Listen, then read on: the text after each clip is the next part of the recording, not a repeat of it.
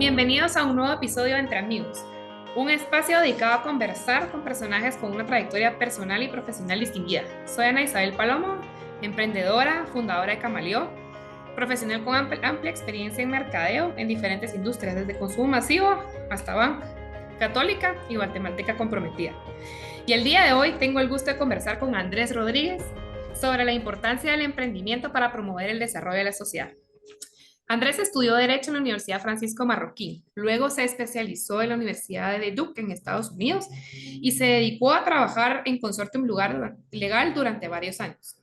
Más adelante en su carrera, se dedicó a fundar varias empresas, como es Execport, Idu, Free, la primera billetera digital en Guatemala. Pertenece a la junta directiva de Distelsa y es director y cofundador de Fundeu.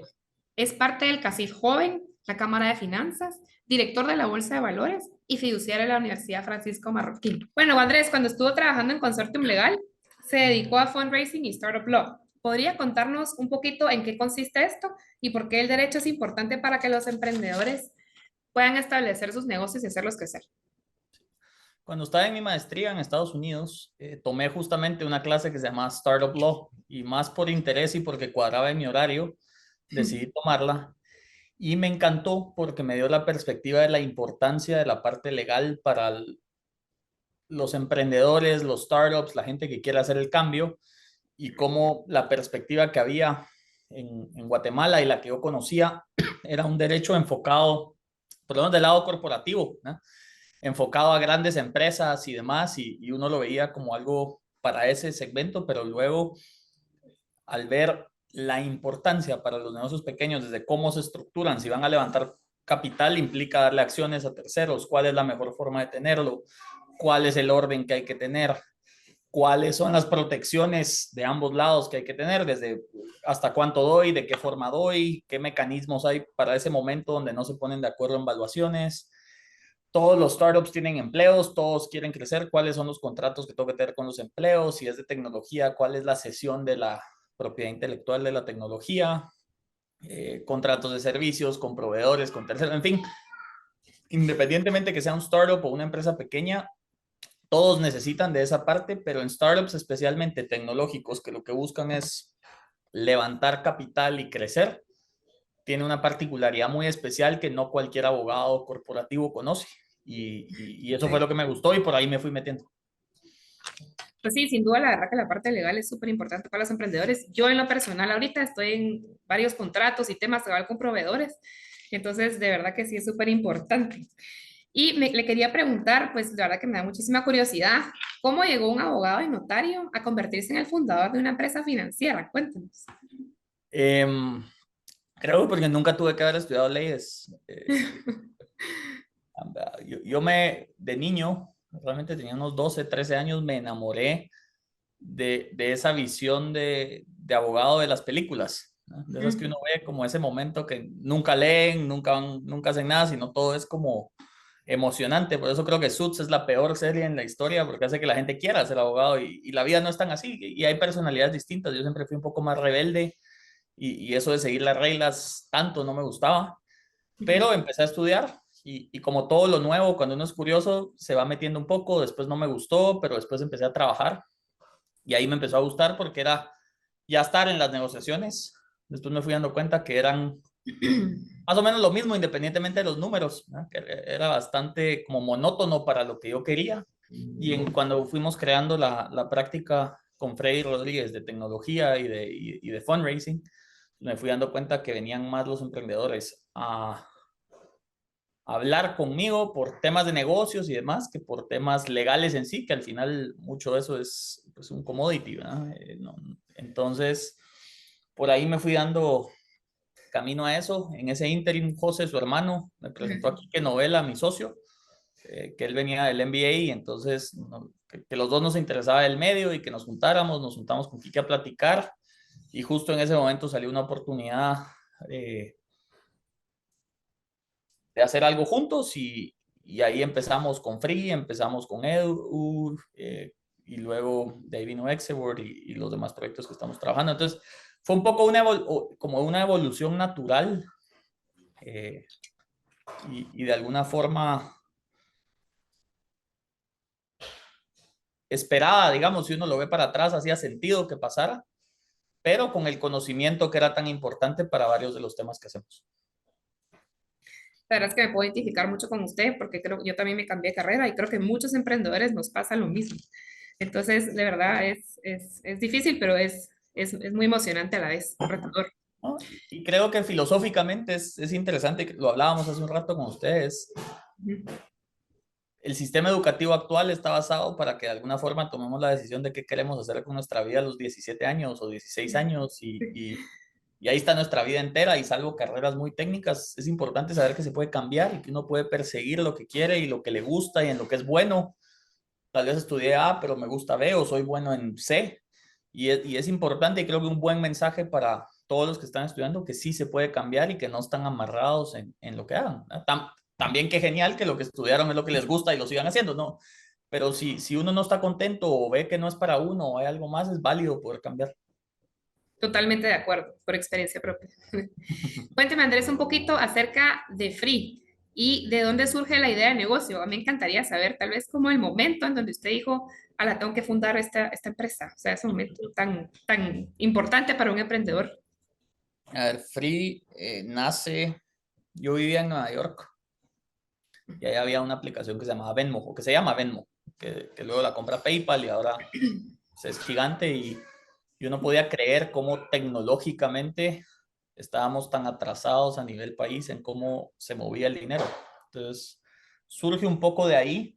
En la práctica ha ido cambiando una serie de targets, de por dónde vamos, de a quién estamos atendiendo, por qué, y lo hemos ido como posicionando más a una herramienta más inclusiva, más no tanto para el sector ya bancarizado tradicional, atendido moderadamente bien, sin perjuicio que igual resuelve problemas, sino más bien a todo ese segmento que hoy queda de alguna forma fuera o bajo servida. ¿No? Y cuando uno ve los números de Guatemala, entre el 60 y el 70% de la población no es bancarizada.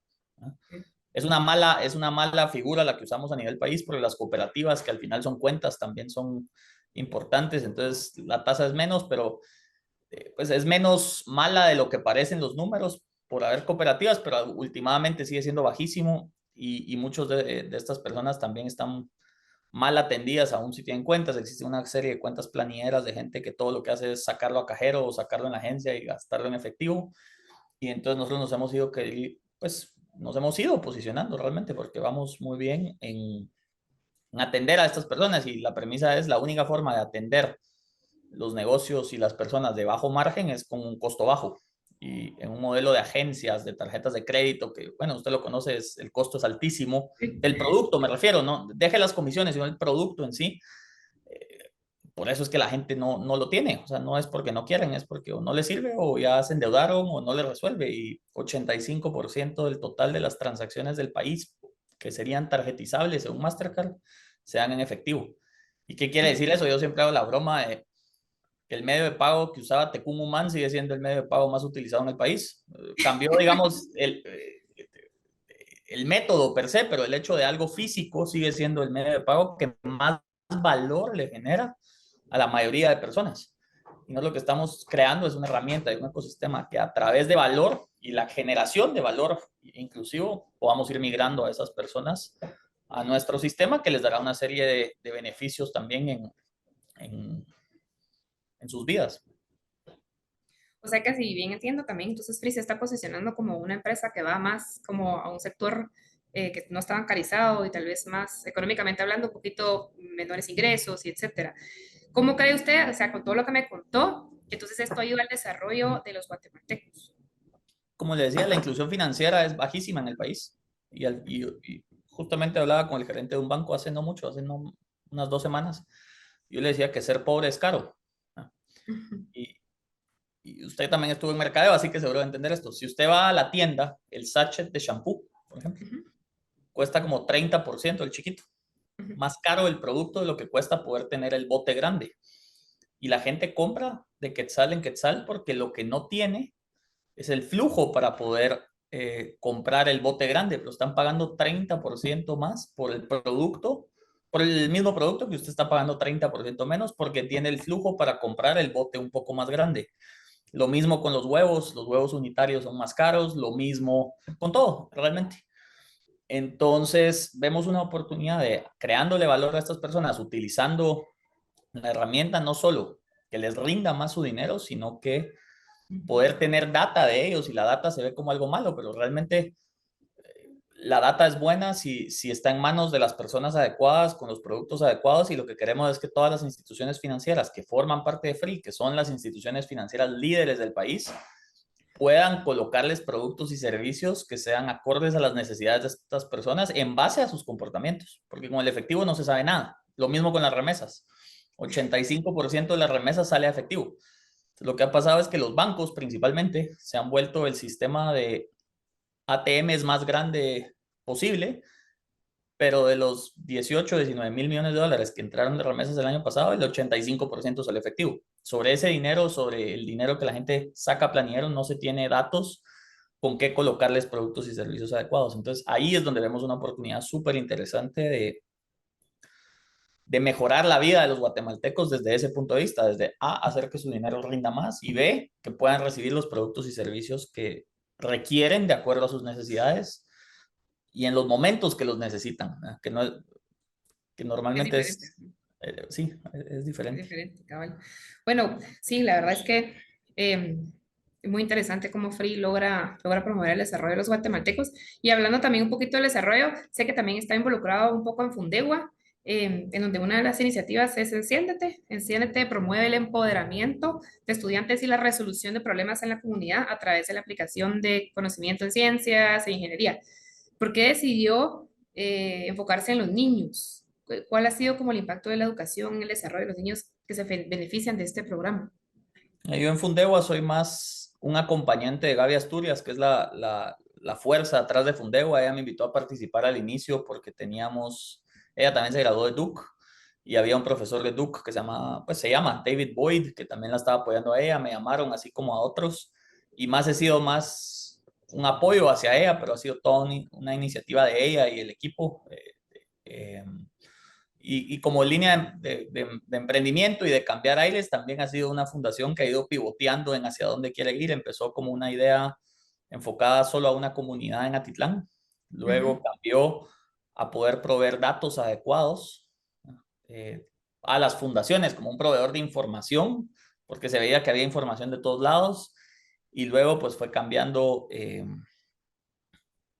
tuvo un, tuvo una etapa, digamos, de hacer un poco de todo, y posteriormente lo que está ahora, que son estas iniciativas puntuales, pero les súper recomiendo que entrevisten a Gaby, que es brillante, y que les pueda contar más de eso, pero realmente ahí solo soy más, no soy una fuerza atrás de, sino más bien solo acompañante y como sounding board para ellos donde Y un corresponde. apoyo. Ujú. No, pero súper interesante. Yo la verdad que a pesar de que somos primos, no sabía que usted estaba involucrado en Fundegua. Entonces uno siempre está conociendo, o sea, se veía que tenía un gran corazón, pero no sabía que estaba involucrado en Fundegua. Entonces la verdad que toda esta parte siempre es bien interesante, conocer todas las facetas de una persona. Y a nivel Y de hablando niños, tal de... vez, pues, o sea, más allá de Fundeo, ¿no? Yo creo que es para nosotros como la nueva generación, o la generación que de alguna forma está tomando el liderazgo Ujú, empresarial y social y moral, diría, del país que nos toca, ¿no? Creo que una buena postura de lo que tenemos que hacer es dejar el país mejor de lo que lo encontramos para nuestros hijos y nietos. Y a mí me gusta pensar que es cómo le devolvemos a los niños, o cómo le damos a los niños del país no solo el derecho a soñar, que muchos lo han perdido, sino que la oportunidad que esos sueños se vuelvan realidad. Y eso creo que tiene que ser o como yo lo veo, es una forma de qué tenemos que lograr, cómo lo logramos, y algo aspiracionalmente muy bonito, el que los niños, independientemente de dónde nacen y cómo, tengan una oportunidad a que sus sueños se vuelvan realidad. Si lo logran o no, habrán mil factores, ¿eh? Porque no ujú. todo es, o sea, está el esfuerzo, está la capacidad interna, etcétera, etcétera, pero que puedan soñar y que puedan cumplir esos sueños. Totalmente de acuerdo. Aunque esto, como usted dice, tal vez no es nada fácil. Así como para los emprendedores, por ejemplo, no es nada fácil. La verdad es que creo que emprender es de valientes. Y hablando de eso, ¿cuáles han sido los retos a los que se ha enfrentado al momento de llevar su negocio al público guatemalteco?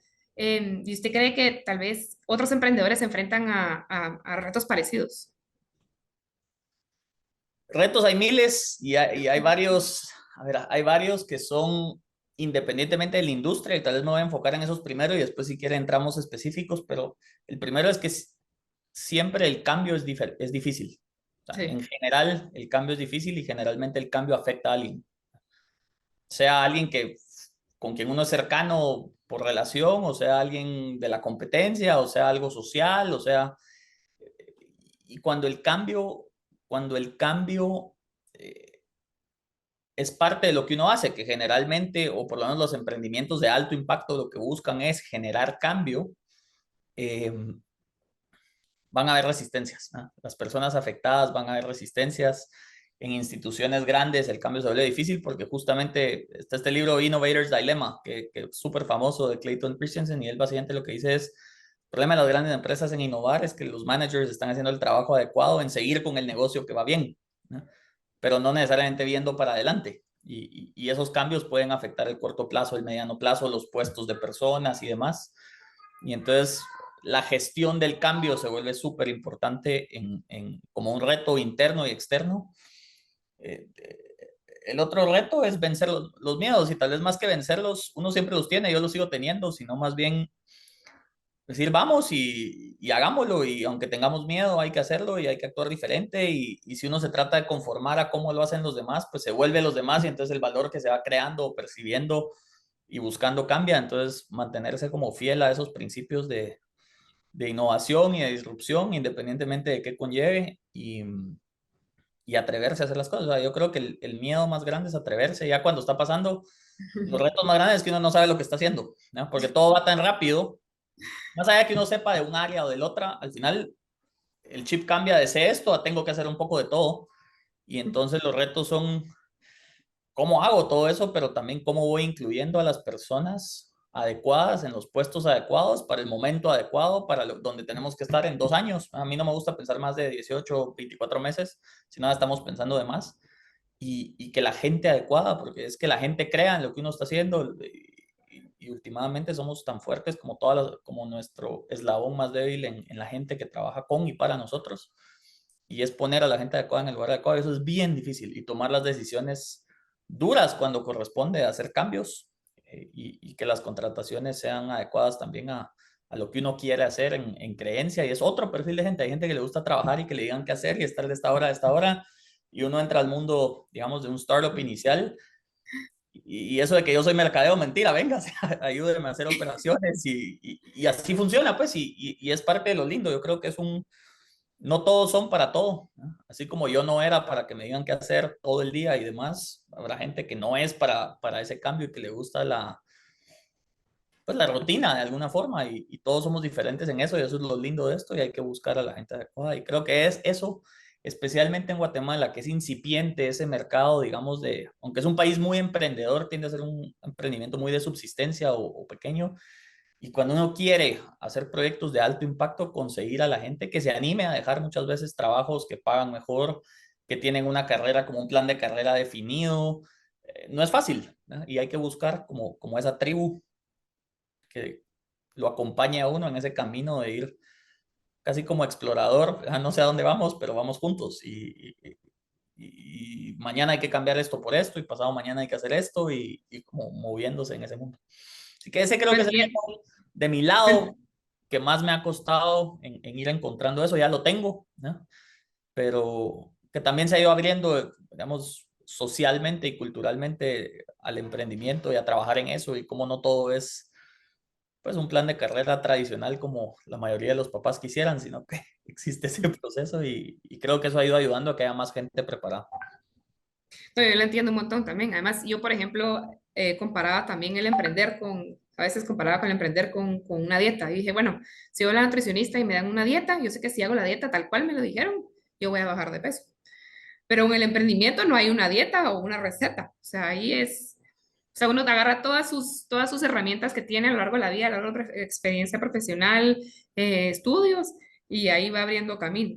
Es Entonces, como la verdad tener es un que hijo, ¿verdad? O sea, uno le pueden dar la teoría, pero en la práctica uno aprende a golpes y en la vida real. Y alguna vez leí en algún lado que el emprendimiento es como que lo tiran de un avión y que usted tiene que construir el paracaídas en el camino. Y sí es así, o sea, legítimamente es así.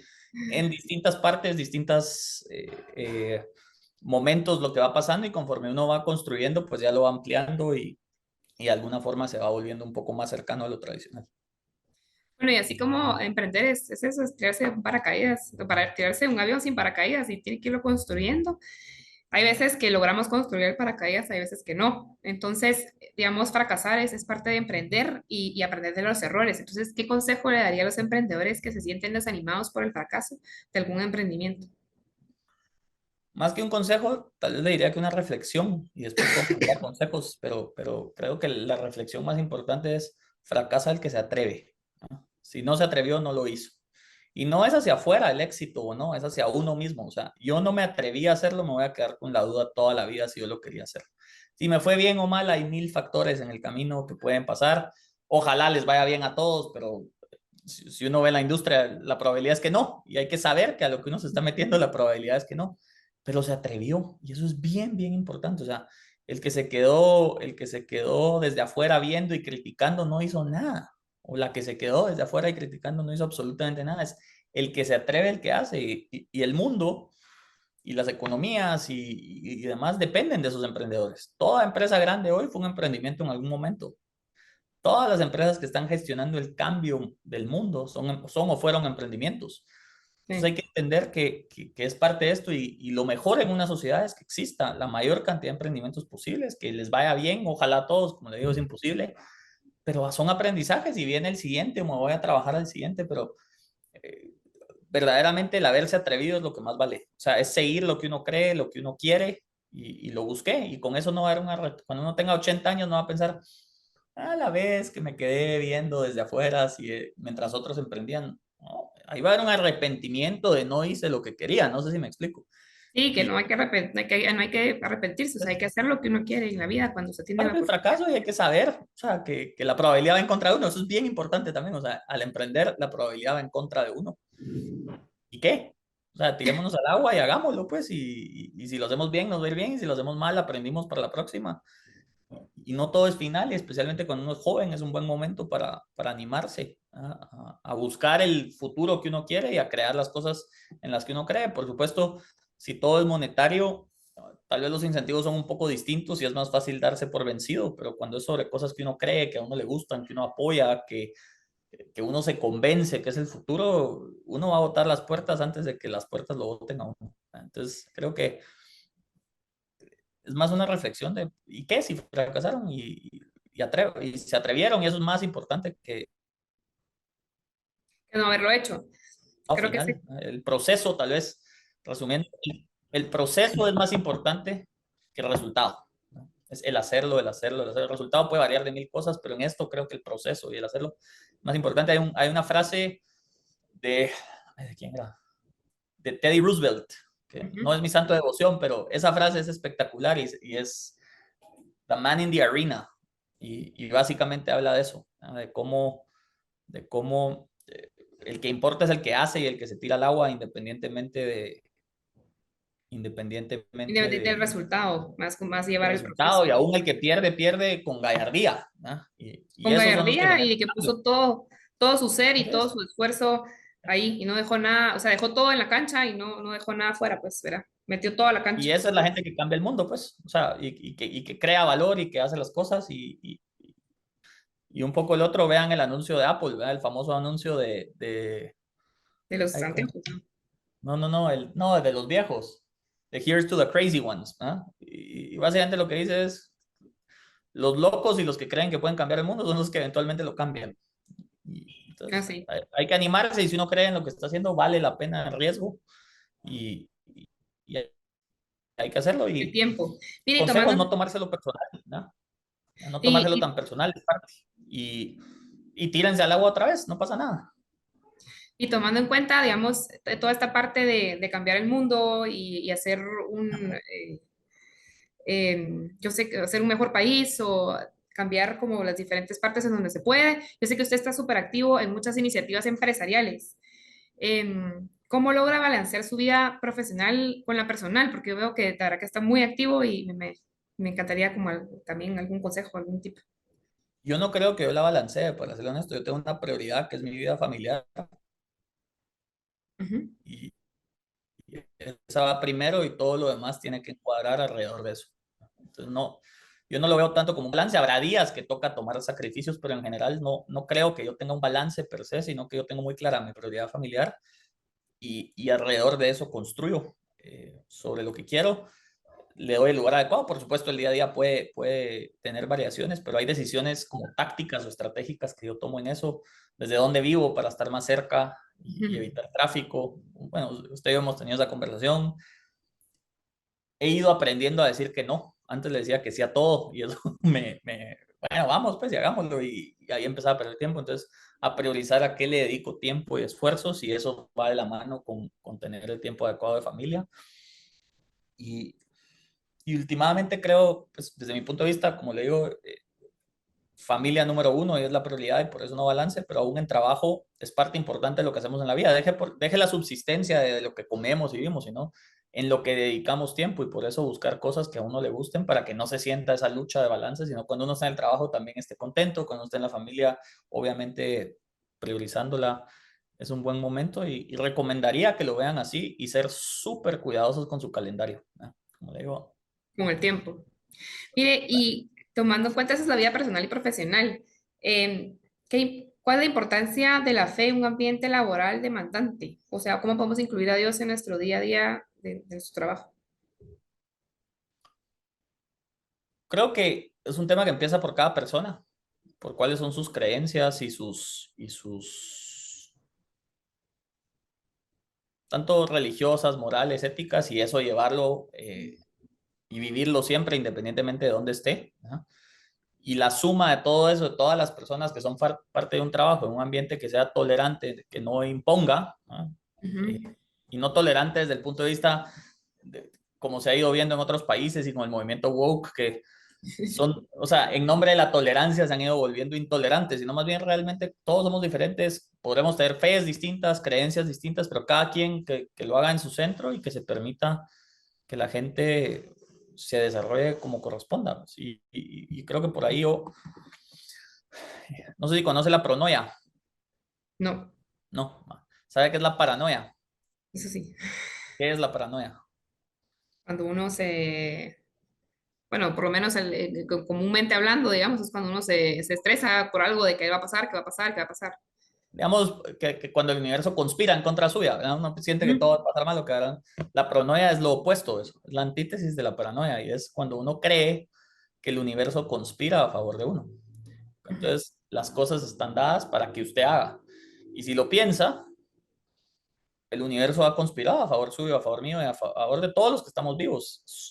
Solo desde el punto de vista de haber nacido, las probabilidades son 0.000000000 hasta ver uno, porque no debimos haber nacido. O sea, y eso para mí es Dios, no sé si me explico, por algo estamos Agradecido por la aquí, vida. las cosas estamos aquí, agradezcámoslas y estamos para hacer algo, porque no debimos haber estado aquí, Ujú. desde el punto de vista de probabilidad. O sea, yo no me acuerdo la mate, pero solo a nivel de las espermas, creo que son millones que van y queda una. Va. Imagínese eso a través de no sé cuántas generaciones, que alguien se haya inventado las medicinas, las vacunas, que no se haya enfermado, que sus papás se hayan conocido, que sus abuelos se hayan conocido. Cuando uno lo empieza a llevar así a nivel alto, de verdad no deberíamos estar aquí. Entonces el universo y Dios conspiró a que estemos aquí, aprovechémoslo y hagámoslo. ¿No? Y creo que cuando uno ve la vida con una perspectiva positiva eh, y entiende el estar aquí desde ese punto de vista, pone en perspectiva las cosas a cómo vive uno y lo que quiere lograr. Totalmente de acuerdo. Bueno, que Andrés quisiera agregar algo o enviarle un mensaje a los emprendedores que están viendo el programa. Que se animen, o sea, que lo hagan, que cualquier proyecto que tengan lo hagan, que cualquier y digo proyecto porque no siempre es emprendimiento empresarial, puede haber emprendimiento social, familiar y demás, y que cualquier proyecto que quieran hacer y que tengan en mente hacer, que lo hagan. Uno no sabe si está aquí mañana o no, y no hay mejor momento que hoy para hacer el cambio que uno quiere en todo sentido, y que cuentan conmigo en el apoyo que les pueda dar, y seguramente hay muchas personas con ganas de apoyar. ¿Ah? Así que tirarse al agua es lo mejor que hay. Y Estoy de acuerdo, la verdad que uno se recuerda muy bien el momento que se tiró al agua, como todo emprendedor. y es más feliz uno cuando uno está haciendo y buscando lo que uno quiere, o sea, eso seguro. Y si eso es lo que uno quiere hacerlo, pues, y todos los demás miedos son inconsecuentes. Cuando uno tiene la suerte, porque eso sí es cierto, de que ya no es un tema de subsistencia y poder tener algo de opción en qué decide hacer uno, es lo mejor que uno puede hacer. O sea, lo que le compra es esa libertad de poder hacer lo que uno quiere verdaderamente hacer. Y no todo es final. O sea, puede ser que el día de mañana alguien quiera regresar al mundo corporativo o uno madure y busque otra cosa, pero mientras tenga ese fueguito ahí que le digas, hazlo, hazlo, tirarse al agua y hacerlo. Gracias Andrés por acompañarnos en este episodio de Entre Amigos. Gracias también a quienes nos ven desde casa. Los invitamos a suscribirse a nuestro canal de YouTube para tener acceso a todo el contenido del Instituto Fe y Libertad. Nos vemos a la próxima. Yo, Dani, saludos a todos.